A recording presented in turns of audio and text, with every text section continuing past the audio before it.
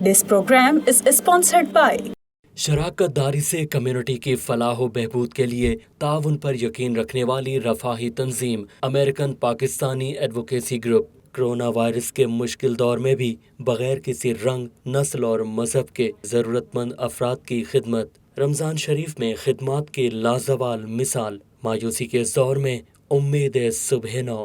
American Pakistani advocacy group.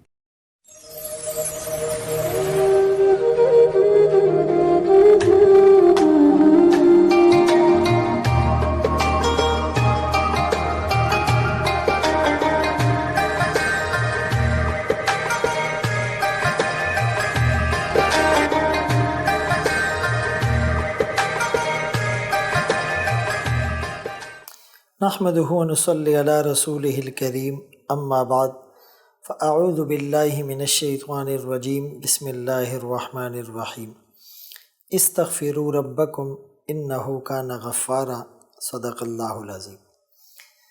قرآن کریم کی اس آیت میں اللہ کریم فرما رہے ہیں کہ استغفار کرو، بخشش طلب کرو اپنے رب سے، وہ بخشنے والا ہے۔ توبہ اور استغفار یعنی کہ اپنے گناہوں پر ندامت ہو اور اللہ سے بخشش کی طلب ہو۔ یہ استغفار ایک ملٹیپل کیپسول ہیں جس سے سارے مسئلے، ساری پریشانیاں حل ہو جاتی ہیں۔ حسن بصری رحمۃ اللہ علیہ یا جنید بغدادی رحمۃ اللہ علیہ کی خدمت میں ایک شخص آیا اور کہنے لگا، حضرت مالی تنگ دستی کا شکار ہوں، آپ کوئی وظیفہ بتلا دیجیے۔ حضرت نے فرمایا استغفار کرو۔ کچھ دیر بعد یا کچھ دن بعد ایک دوسرا سائل آیا اور کہنے لگا، حضرت قحط سالی ہیں، بارشیں بند ہیں، آپ کوئی وظیفہ بتلا دیجیے۔ حضرت فرمانے لگے استغفار کرو۔ وہ چلا گیا۔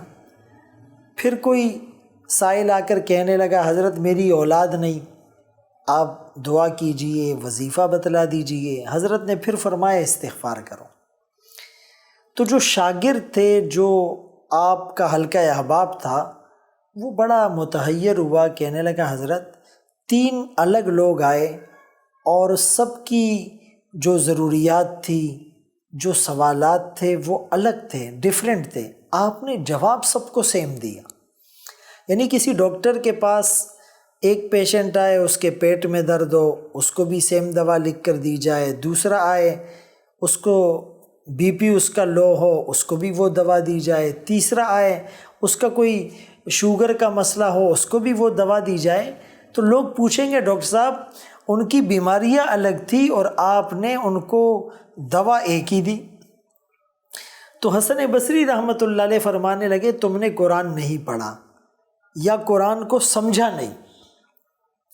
اللہ قرآن میں فرماتے ہیں استغفروا ربکم، بخشش طلب کرو، استغفار کرو، انہ کان غفارا، وہ تمہارے گناہ بخشے گا۔ پھر یرسل السماء علیکم مدرارا، وہ آسمان سے بارش برسائے گا، یمددکم باموال، وہ تمہیں مال دے گا، وبنین، اور اولاد دے گا۔ گویا کہ یہ ایک ملٹیپل کیپسول ہے جس سے تمہارے سارے مسئلے حل ہو سکتے ہیں۔ تو استغفار یعنی آدمی اپنی عاجزی کو اللہ کے سامنے پیش کرے کہ اے اللہ میں بہت گناہ گار، حقیر، فقیر، خاکسار، اور اے اللہ آپ بخشنے والے ہیں۔ تو یہ بات اللہ کو اچھی لگتی ہے۔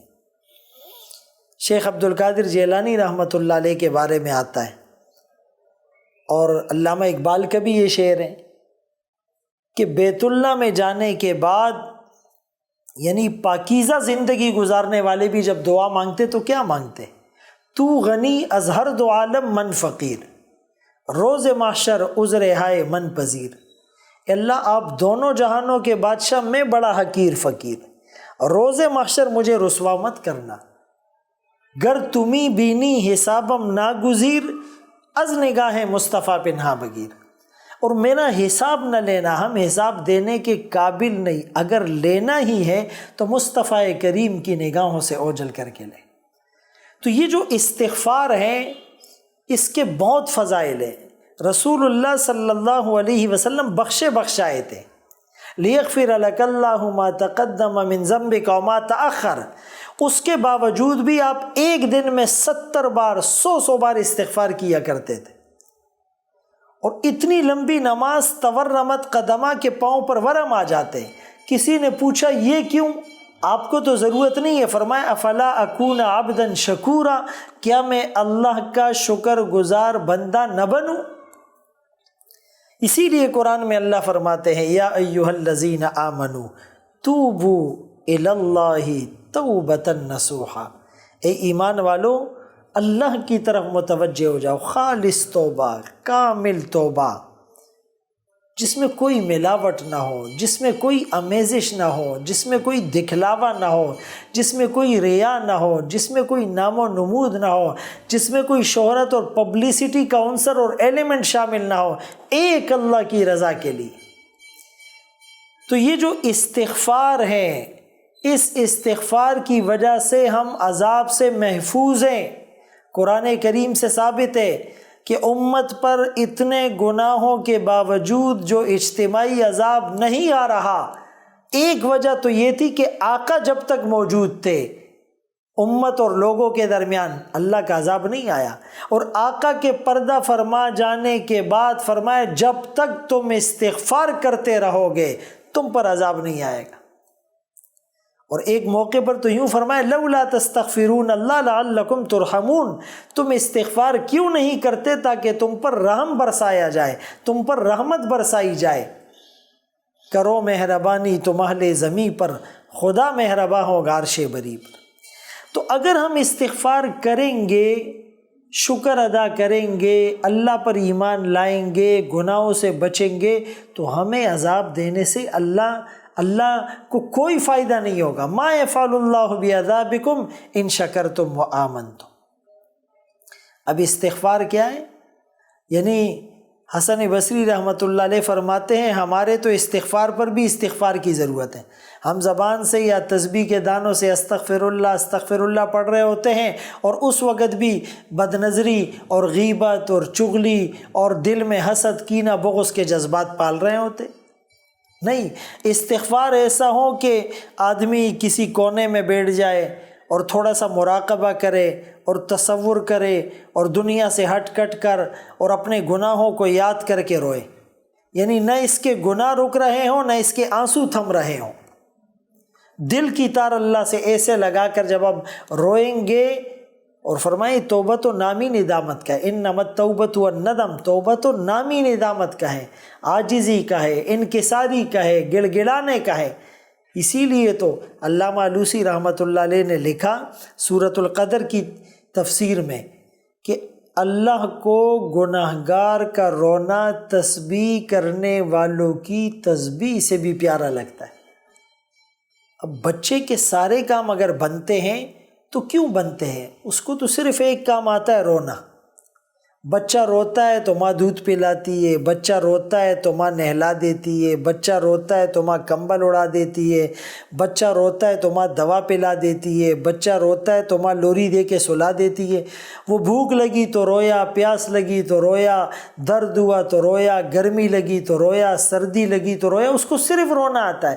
لیکن اس کے ایک رونے سے اس کے سارے کام بن گئے۔ انسان تو اللہ کے سامنے روئے گا، تیرے بھی سارے کام بنتے چلے جائیں گے۔ ہمارا کام ہے راتوں کو رونا یاد دلبر میں، ہماری نیند محو خیال یار ہو جانا۔ یعنی اللہ والے ساری رات عبادت کرتے تھے، ساری رات راز و نیاز کی باتیں اللہ سے کرتے تھے، پاکیزہ زندگیاں گزارنے کے بعد، ساری رات عبادت کرنے کے بعد وہ صبح گھمنڈ اور تکبر نہیں کرتے تھے کہ ہم نے تو ساری رات عبادت کی ہے۔ کانوا قلیلا من اللیل ما یہجعون وبالاسحار هم یستغفرون۔ صبح پھر استغفار، رونا دھونا، کیوں کہ جو عبادت کا حق تھا وہ نہیں ادا کر سکے۔ امام ابو حنیفہ رحمۃ اللہ علیہ کے بارے میں آتا ہے 40 سال تک راتوں کو اٹھ کر اللہ کی عبادت کی، 90,000 مسائل کا قرآن سے استخراج کیا، 2 رکعت نفل میں پورا قرآن پڑھا۔ رمضان المبارک میں 63 قرآن پڑھتے تھے، ایک دن میں، ایک رات میں 3 قرآن تراویح میں، پھولوں سے زیادہ پاکیزہ زندگی گزاری۔ لیکن اس کے باوجود ملتزم سے لپٹ کر چمٹ کر جب دعا مانگی تو کیا مانگی؟ ما عبدنا کا حق کا عبادتک ما عرفنا کا حق کا معرفتک، اللہ تیری عبادت کا حق نہیں ادا کر سکا، تیری معرفت کا حق نہیں ادا کر سکا۔ یہ جو استغفار ہے، واستغفر لذنبک للمؤمنین والمؤمنات، ہم رمضان المبارک میں، ویسے بھی رمضان کا جو دوسرا عشرہ ہے وہ تو مغفرت کا عشرہ ہے، وہ تو رونے کا اور گڑ گڑانے کا اور حجز و انکساری کا اور آنسوؤں کی بارش سے دل کی زمین سیراب کرنے کا مہینہ ہے اور عشرہ ہے۔ اس میں تو ہم استغفار بہت زیادہ کریں، اسی لیے اللہ والوں نے لکھا کہ کم از کم 3 تسبیحات صبح اور 3 تسبیحات شام کو کی جائے، یعنی صبح 100 دفعہ تیسرا کلمہ، 100 دفعہ درود شریف اور 100 دفعہ استغفار۔ استغفار آپ استغفر اللہ بھی پڑھ سکتے ہیں، زیادہ بہتر ہے استغفر اللہ العظیم الذی لا الہ الا هو الحی القیوم واتوب الیہ، یہ بھی پڑھ سکتے ہیں۔ اور یہی 3 تسبیحات آپ کو شام کو کرنی ہے، تو جتنا استغفار ہوگا تو گناہ مٹتے چلے جائیں گے۔ اب ہمارے رجسٹر میں گناہوں کی تو انٹریاں ہو رہی ہے، توبہ اور استغفار کریں گے تو وہ چیزیں مٹتی چلی جائے گی، ورنہ قیامت کے دن ہمارے نامہ اعمال میں اگر گناہ ہی گناہ ہوئے اور گناہوں والا پلڑا اور ترازو بھاری ہو گیا تو فرمائے فَأُمُّهُ حاویہ، اس کا ٹھکانہ تو حاویہ ہے، وَمَا أَدْرَاكَ مَا هِيَ نَارٌ حَامِيَةٌ، وہ بھڑکتی ہوئی آگ ہے، بھڑکتی ہوئی آگ ہے۔ اسی لیے تیرے کرم سے اے کریم کون سی شے ملی نہیں، جھولی ہی میری تنگ ہے تیرے یہاں کمی نہیں۔ غم حیات کے سائے محیط نہ کرنا، کسی غریب کو دل کا غریب نہ کرنا، میں امتحان کے قابل نہیں میرے مولا، مجھے گناہ کا موقع نصیب نہ کرنا۔ رمضان المبارک میں یعنی دن رات، صبح اور شام، خلوت اور جلوت، انفرادی اور اجتماعی طور پر ہر آن، ہر گھڑی، ہر لمحہ، ہر قدم، ہر ساتھ بس ہم استغفار استغفار استغفار کرتے رہے۔ رمضان اس حالت میں گزرے کہ ہمارے گناہ دھل چکے ہوں، معاف ہو چکے ہوں۔